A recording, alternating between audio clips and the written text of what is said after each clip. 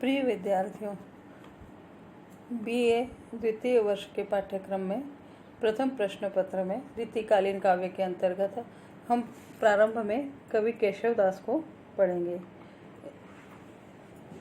इनकी रामचंद्रिका में से आपके पाठ्यक्रम में कुछ अंश लिए गए हैं। कवि केशवदास समय की दृष्टि से भक्तिकाल के अंतर्गत आते हैं, लेकिन उन्हें साहित्य के क्षेत्र में रीतिकाल का प्रवर्तक माना जाता है। ऐसा उनकी काव्यगत विशेषताओं के कारण, काव्यगत प्रवृत्तियों के कारण है। उनकी पुस्तक रामचंद्रिका, उनका महाकाव्य रामचंद्रिका, उसमें से कुछ अंश आपके पाठ्यक्रम में हैं। प्राचीन युग में यह परंपरा थी कि कोई भी कवि अपना महाकाव्य या खंड काव्य लिखते समय प्रारंभ ईश वंदना से करता था। तो ईश वंदना के उसी क्रम का कवि केशवदास ने भी निर्वाह किया है। प्रभु की, ईश्वर की, राम की आराधना उन्होंने इस प्रथम पद में की है। इसका शीर्षक भी है राम वंदना। कवि कहते हैं, पूरन पुराण अरु पुरुष पुराण परिपूरन बतावे, न बतावे और उक्ति को दर्शन देत जिन्हें दर्शन समुझेन, नेति नेति कहें वेद छाड़ी भेद जुक्ति को, जानी यह केशवदास अनुदिन राम राम, रटत रहत न डरत पुनरुक्ति को, रूप देहि अनिमाही, गुण देहि गरिमाही, नाम देहि महिमाही, भक्ति देहि मुक्ति को।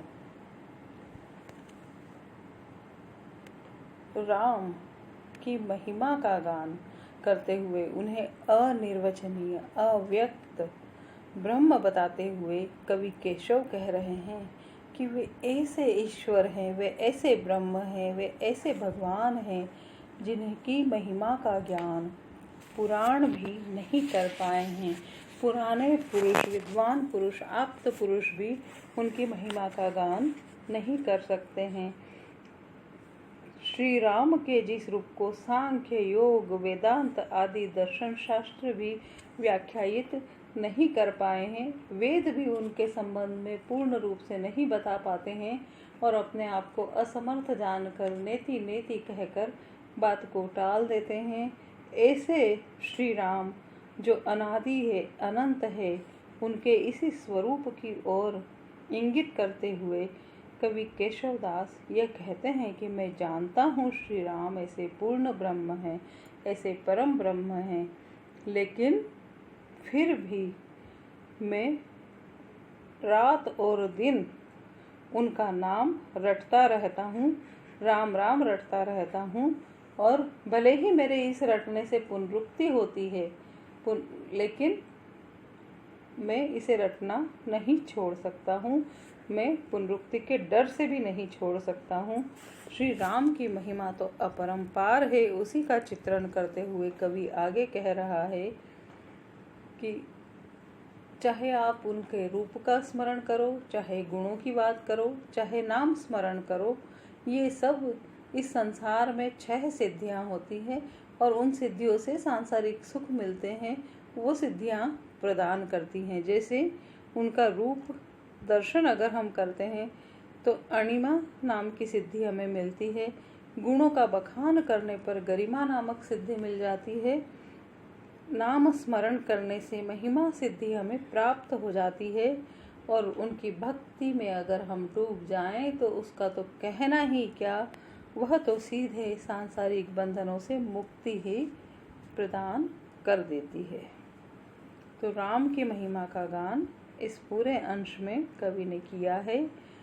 ईश्वर का जिस प्रकार से वर्णन कवि ने किया है वह नवधा भक्ति का सूचक है, और चूंकि कवि केशवदास राम के बारे में बता रहे हैं, उनकी आराधना कर रहे हैं, ईश वंदना का यह पद है, तो कवि प्रभु की भक्ति के प्रति नतमस्तक है ही। ये तो हुई व्याख्या, लेकिन परीक्षा में जब आपके लिए लिखने के लिए आएगा तो आपको ससंदर्भ व्याख्या लिखनी होगी, और ससंदर्भ व्याख्या में सबसे पहले हम लिखेंगे संदर्भ। संदर्भ में हमें लिखना होता है कि ये अंश कहाँ से लिया गया है और उसके रचनाकार कौन है। जैसे यह अंश रामचंद्रिका में से लिया गया है। आप में से कई लोग सीधे सीधे लिख देते हैं यह हमारी पाठ्यक्रम BA द्वितीय वर्ष की पाठ्य पुस्तक रीतिकालीन काव्यों में से लिया गया है।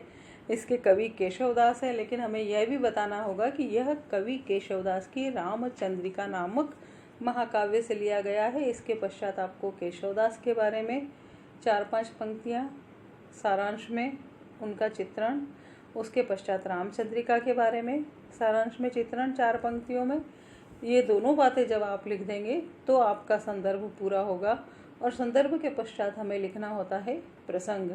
प्रसंग में हमें वो बात लिखनी होती है जो इस अंश में बताई गई है। जैसे कि प्रस्तुत अंश में राम की भक्ति का, राम की महिमा का, राम के पर ब्रह्म रूप का चित्रण कवि ने किया है।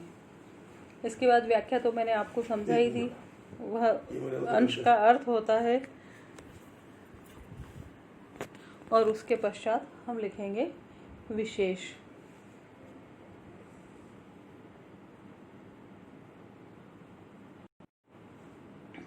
विशेष के रूप में हमें 2 बातें लिखनी होती है, भाव पक्ष संबंधी विशेष और शिल्प पक्ष संबंधी। भाव पक्ष संबंधी में आपको उस अंश में क्या खास बात लगी, क्या अलग लिखी, उसको भी आप एक बिंदु के रूप में लिख सकते हैं। और फिर उस अंश में कौन सा रस है, जैसे कि साहित्य में 9 रस हैं जिनका अध्ययन आप कक्षा 8वीं से करते आए हैं। तो ईश्वर की भक्ति की बात जब होती है तो सीधी सी बात है, साहित्य में शांत रस वहाँ होता है और उस शांत रस का स्थायी भाव निर्वेद माना जाता है।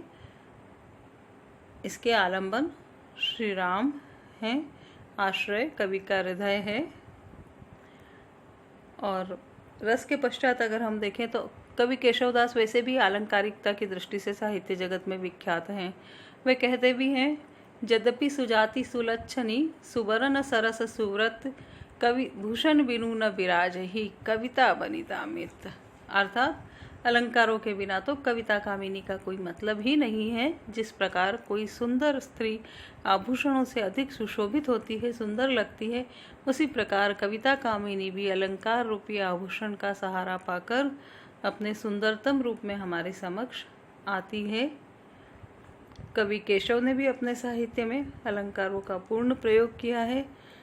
प्रस्तुत अंश में अनुप्रास, यमक और पुनरुक्ति प्रकाश का सौंदर्य देखते ही बनता है। अनुप्रास अलंकार के बारे में तो हम कहें तो वह तो भक्तिकाल और रीतिकाल के सभी कवियों में हमें प्रत्येक अंश में दिखाई देगा। अनुप्रास अलंकार आपको पता ही होगा, साहित्य में वहाँ होता है जहाँ एक वर्ण की 1 से अधिक बार आवृत्ति होती है। ध्यान रखिए, मैंने वर्ण कहा है, शब्द नहीं। वर्ण मतलब वह जो भाषा की लघुतम इकाई है। तो जहाँ साहित्य में एक ही वर्ण की 1 से अधिक बार आवृत्ति होती है और उस आवृत्ति से, आवृत्ति माने बार बार आना, उस आवृत्ति से वहाँ सौंदर्य उत्पन्न होता है, वहाँ अनुप्रास अलंकार होता है। जैसे पूरन पुरा, प 2 बार आवृत्ति हुई, फिर आगे पुरुष पुराण 4 बार आवृत्ति हो गई। तो जहाँ 1 से अधिक बार आवृत्ति हुई और वह सौंदर्य उत्पन्न कर रही है, वहाँ अनुप्रास अलंकार है। पुनरुक्ति प्रकाश अलंकार दूसरा मैंने कहा, तो पुनरुक्ति प्रकाश साहित्य में वहाँ होता है जहाँ एक ही शब्द 1 से अधिक बार आए और वह आवृत्ति निरर्थक हो, माने बार बार अलग अलग उसका कोई अर्थ न हो। कवि सिर्फ अपनी बात को प्रभावात्मक दृष्टि से अधिक अच्छे से कहने के लिए ऐसा करता है। जैसे नेति नेति, नकारना, एक ही अर्थ है दोनों नेति का, एक से भी काम चल सकता था, लेकिन प्रभावात्मकता के लिए कवि ने 2 बार कहा है। तो यहाँ होगा पुनरुक्ति प्रकाश अलंकार। ठीक है। इसके बाद दूसरा वर्णन है आपका, इसी पुस्तक रामचंद्रिका में से ही आगे से कोई अंश लिया है, उसका शीर्षक है सूर्योदय वर्णन। चूँकि रामचंद्रिका एक महाकाव्य है और राम के जीवन की पूरी गाथा इसमें बताई गई है, तो आपको पता ही होगा कि राम के जन्म से लेकर और फिर वो उसके पश्चात जब दशरथ वर की खातिर उन्हें वनवास दे देते हैं और राम वन गमन करते हैं, या फिर राम जब ऋषि के साथ दशरथ उन्हें भेज देते हैं विश्वामित्र के साथ और वे जनकपुरी में जाते हैं, तो उस समय सूर्योदय का जो दृश्य होता है उसे देखकर लक्ष्मण अभिभूत हो जाते हैं और वे उस सूर्योदय का वर्णन कर रहे हैं। तो अब हम यह अंश पढ़ते हैं।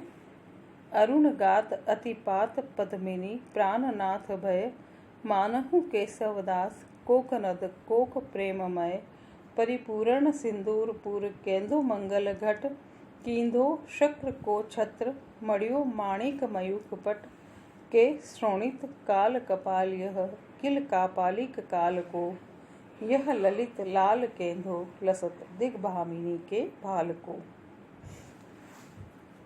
अरुण गात, अरुण शब्द से ही समझ में आ जाता है कि कवि प्रातःकालीन सूर्य का चित्रण कर रहा है।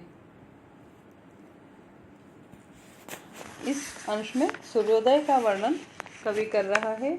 जो ही राम लक्ष्मण विश्वामित्र के साथ जनकपुरी की सीमा में जाते हैं त्यों ही सूर्योदय का जो दृश्य है लक्ष्मण उसके बारे में कहते हैं। और वो क्या कहते हैं कि यह सूर्य अत्यधिक लाल होकर, अतिपात माने अत्यधिक, अरुणगात माने सुबह का सूर्य अत्यधिक लाल होकर उदित हुआ है, जो ऐसा प्रतीत होता है मानो कमल और चकवा के हृदय का प्रेम प्रकट हो रहा है। अब कमल और चकवा के हृदय का प्रेम कैसे? साहित्य जब आप अत्यधिक पढ़ेंगे तो आपको ज्ञात होगा कि साहित्य में ऐसी कई उक्तियां हैं जो प्रचलित है। जैसे कमल का सूर्य से प्रेम है, यह प्रचलित है क्योंकि कमल का फूल सूर्योदय सूर्य को देखकर ही खिलता है और जैसे जैसे सूर्य अस्त होता है वह वापस सिकुड़ जाता है, तो इसे उस सूर्य के प्रति उसके अनुराग का सूचक माना जाता है। और चकवा पक्षी जो है रात में उसका अपने प्रिय से विरह हो जाता है और ये साहित्योक्ति है, और दिन में पुनः अपने प्रिय से मिलन होता है। तो सूर्य जैसे जैसे उग रहा है और उसकी जो लालिमा दिखाई दे रही है तो कवि कह रहा है कि वो ऐसा प्रतीत हो रहा है मानो वो कमल और चकवे के हृदय का प्रेम हो। मनहु, ये मनु मानो जनु जानो शब्द जहाँ भी आते हैं वहाँ उत्प्रेक्षा अलंकार होता है। मानहु केशवदास कोकनाद कोक प्रेममय, कवि केशव ये कह रहे हैं कि उनके हृदय का प्रेम उमड़कर बाहर आ रहा है। या फिर जहाँ केंदो, या फिर परिपूर्ण सिंदूर पूर्व केंदो मंगल घट, सुबह का समय है, पूजा और आरती का समय है, ईश की आराधना का समय है, तो जो मंगल घट की स्थापना हुई है वह दिखाई दे रहा है। यह सूर्य मानो वह मंगल घट हो, और वह मंगल घट भी कैसा हो? सिंदूर से जिसे सुसज्जित किया गया है, परिपूर्ण किया गया है, वह मंगल घट यह प्रतीत हो रहा है। हम इसे ऐसा भी कह सकते हैं।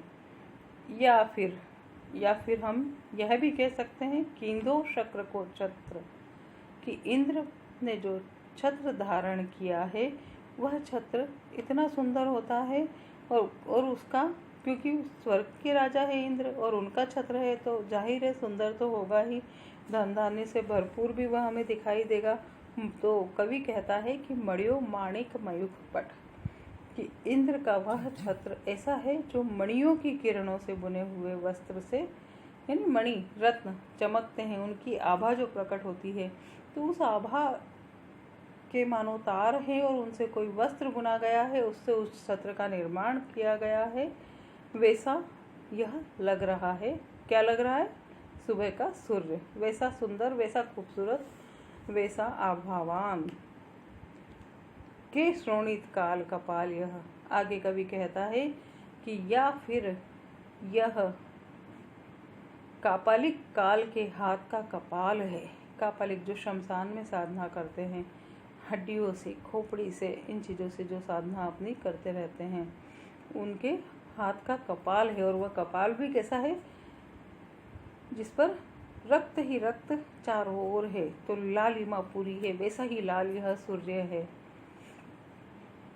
यह ललित काल लाल केंदो लसत दिग भामिनी के भाल को, या फिर यह सूर्य जो है वैसा प्रकट हो रहा है जैसे कि पूर्व दिशा को अगर हम एक नायिका मान ले तो उस नायिका के मस्तक पे बिंदी जैसे सुशोभित होती है, वैसा ही यह अरुण सूर्य सुशोभित हो रहा है। यह बाल सूर्य सुंदर लग रहा है।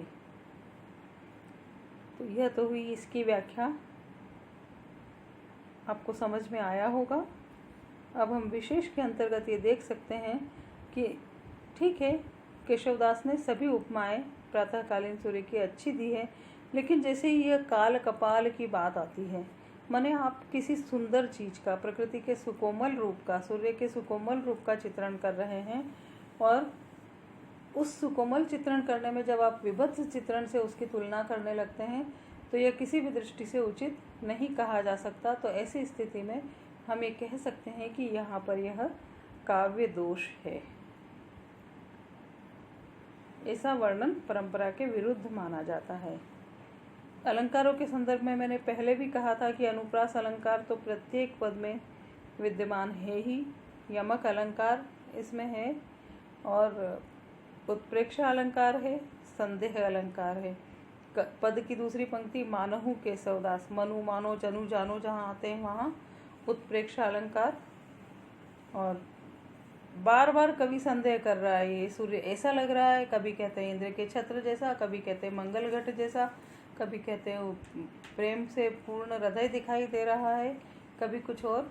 तो जब बार बार या फिर संदेह प्रकट कर रहे हैं, वहाँ काव्य में संदेह अलंकार होता है।